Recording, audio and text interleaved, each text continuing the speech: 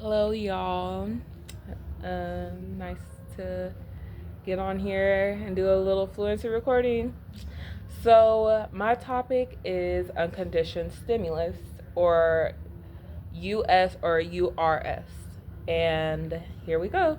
The definition of unconditioned stimulus is a stimulus that is natural and automatic that triggers a response without prior learning. Okay? So, key characteristics of unconditioned stimulus. So, it occurs naturally in the environment.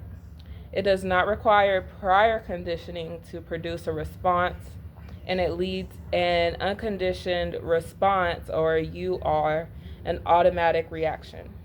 So, examples of unconditioned stimulus would be food. So, you know, we're all, well, most of us are, pretty sure we all are, familiar with Pavlov's dog. So, food, so it triggers salivation in dogs. That's unconditioned, that's natural. Bright light causes pupils to constrict. That's biological, also, of course, natural. Loud noises, that startles a person, which is also a reflex in babies. Say hi. Okay. And pollen causes sneezing. So, of course, that is a natural reaction. So, difference from a conditioned stimulus and an unconditioned stimulus is unconditioned stimulus naturally elicits a response, and an unconditioned stimulus requires learning to trigger a response, i.e., bells causes salivation, after conditioning. So, real world application. So, used in classical conditioning, Pavlov's experiments with dogs, important in behavioral psychology, of course, and understanding reflexive behavior. So here are two examples of unconditioned stimulus and unconditioned responses. So example one is food and salivation. So the unconditioned stimulus is the smell of delicious food, and unconditioned response is automatic salivation. So example two, loud noise and startle response.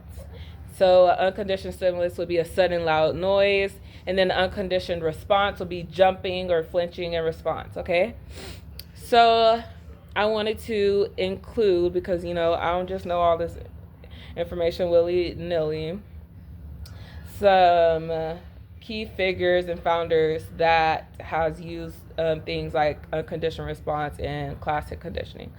So Ivan Pavlov, of course, 1849 to 1936, known for classical conditioning, conducted famous dog experiments when he paired a bell, neutral stimulus, with food, unconditioned stimulus, leading to salivation and conditioned response.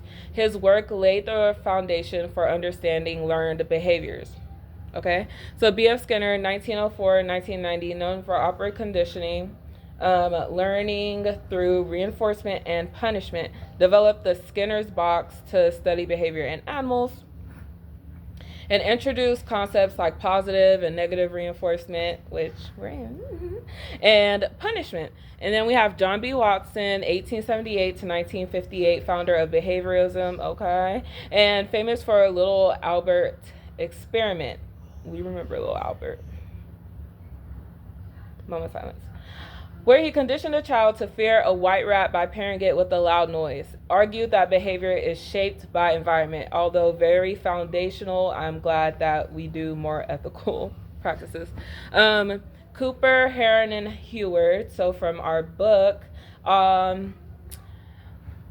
their work provides foundation for evidence-based ABA interventions and focus behavior modification, reinforcement strategies, and data collection, which, where all the figures are in our textbook and things like that, where it's to show us and elaborate on how to not only apply it in real world, but, use it in charts. And yeah. So last one I would like to talk about is Edward Thorndike. In 1874-1949, developed the law of effect, which states that behaviors followed by favorable consequences are more likely to be repeated. So conducted experiments with cats and puzzle boxes to study learning.